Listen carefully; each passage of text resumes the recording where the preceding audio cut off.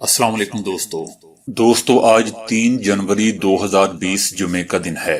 دنیا کی بڑی اور بہترین اپڈیٹس میں آج آپ سنیں گے کہ تائیوان فوج کے نائب سربراہ ہیلی کاپٹر حادثے میں ہلاک، چینی کمپنی ہواوے کا بھارت میں 5G انٹرنیٹ سروس کا آغاز، ایران امریکہ کی کسی بھی اشتعال انگیزی کا جواب منہ توڑ کے دے گا، سپریم لیڈر آیت اللہ خامنائی۔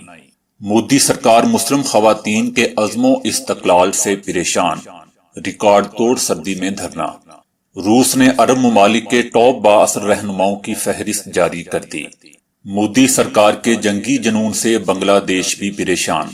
بھارت میں ایک مرتبہ پھر چندریان 3 پیسے کی بربادی کا مشن شروع۔ سال کے پہلے دن پاکستان میں 16,000 اور بھارت میں 67,000 سے زائد بچوں کی پیدائش۔ نئے بھارتی آرمی چیف کا غیر ذمہ دارانہ بیان پاکستان نے مسترد کر دیا۔ تو آئیے دوستو چلتے ہیں اب خبروں کی ڈیٹیل کی طرف، لیکن اس سے پہلے اگر ہو سکے تو چینل کو لائک اور سبسکرائب ضرور کیجیے گا، شکریہ۔ دوستو تائیوان میں ہیلی کاپٹر حادثے میں فوج کے نائب سربراہ سمیت 8 فوجی افسران ہلاک ہو گئے ہیں۔ تائیوان کے chief of general staff general شین یی ینگ ہلاک ہو گئے، جو چین کے خلاف تائیوان کے دفاعی معاملات کی سربراہی کر رہے تھے۔ 62 سالہ چیف اپنے افسران کے ساتھ روزمرہ مشن پر ہیلی کاپٹر میں شہر اعلان کی جانب سے پرواز کر رہے تھے۔ معجزاتی طور پر پہاڑوں میں گر کر تباہ ہونے والے اس ہیلی کاپٹر حادثے میں 5 افراد زندہ بچ گئے۔ ہیلی کاپٹر نے تائپے کے فضائی اڈے سے 7:50 پر پرواز کا آغاز کیا، جس میں 13 افراد سوار تھے۔ پرواز کے 10 منٹ بعد ہی وہ ریڈار سے غائب ہو گیا اور پہاڑوں کی جانب جنگلات میں گر گیا۔ جنرل شین تائیوان کے ایئر فورس سربراہ تھے اور جولائی میں انہوں نے چیف آف جنرل سٹاف کا عہدہ سنبھالا تھا۔ تائیوان میں 8 روز بعد صدارتی انتخابات ہونے والے ہیں۔ دوستو چین کی سب سے بڑی دیو ہیکل آئی ٹی کمپنی ہواوے 2020 میں بھارت میں 5G انٹرنیٹ سروس کا آغاز کرے گی۔ ہواوے بھارت کی ایک بڑی وائرلیس کمپنی کو 5G سروس شروع کرنے کے حوالے سے لائسنس کا اجرا کر چکی ہے۔ امریکہ کی جانب سے چینی کمپنی کو بلیک لسٹ کرنے کے بعد بھارت میں 5G سروس کا آغاز شروع کرنے میں تھوڑی سی تاخیر پیش آئی ہے۔ ہواوے ٹیلی کام انڈسٹری میں گلوبل لیڈر کی حیثیت رکھتی ہے۔ بھارت میں بھی ہواوے کا اہم کردار ہے اور یہ بھارت میں 5G انٹرنیٹ کی آزمائشی سروس کا حصہ ہوگی۔ بھارت میں ماہانہ 451 ملین صارفین انٹرنیٹ استعمال کرتے ہیں۔ انٹرنیٹ استعمال کرنے والے صارفین کے حوالے سے بھارت دنیا میں چین کے بعد دوسرے نمبر پر ہے۔ بین الاقوامی خفیہ اداروں نے بھارت میں کام کرنے والی یورپی ٹیلی مواصلاتی کمپنیاں ٹیلی نار اور ٹیل یا کو چینی کمپنی کے ساتھ کام کرنے سے متعلق خبردار کیا تھا۔ تاہم اب ان کمپنیوں نے 5G سروس کے حوالے سے ہواوے کے ساتھ کام کرنے کو ترجیح دی ہے۔ خیال رہے کہ ہواوے جرمنی میں بھی 5G انٹرنیٹ سروس شروع کرنے کے حوالے سے یورپی ملک سے یادداشت پر دستخط کر چکی ہے۔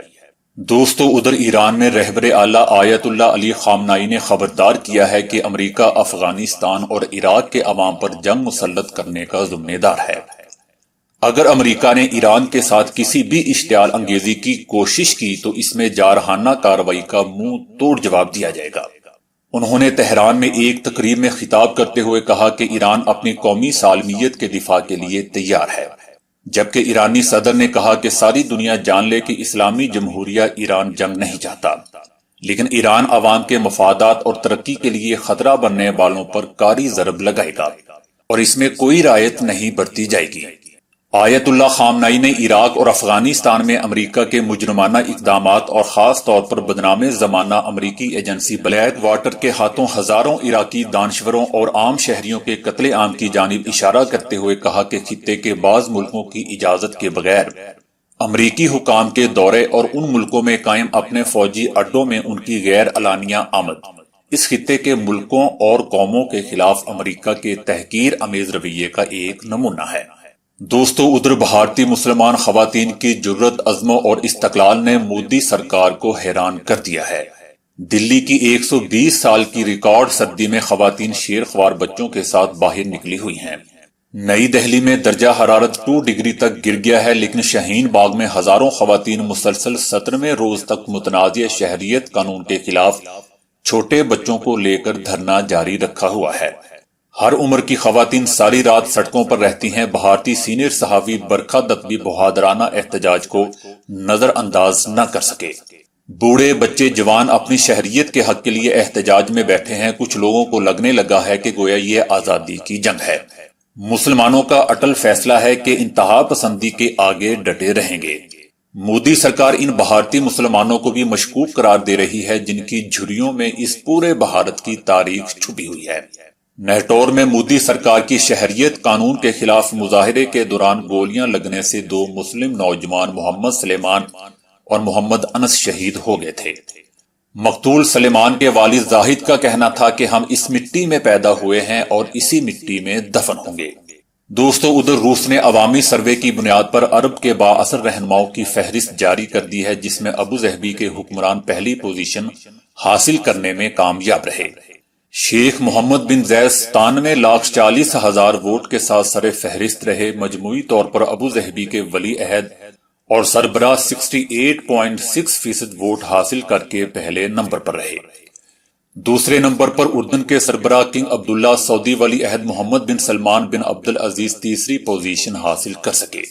رہنماؤں کو رواداری، انسانیت اور فلاحی کاموں کی بنیاد اور عوامی دوستی کی بنیاد پر صارفین نے ووٹ دیے۔